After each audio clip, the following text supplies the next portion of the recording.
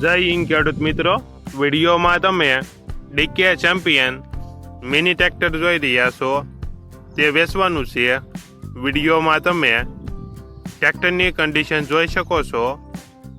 Engine company fitting, ગેર hydraulic complete, 12 horse પાવરનું tractor, 28ની જાળી, ડગડા સાથે ડીકે ચેમ્પિયન ટ્રેક્ટર વેચવાનું છે. મોડલ 2024.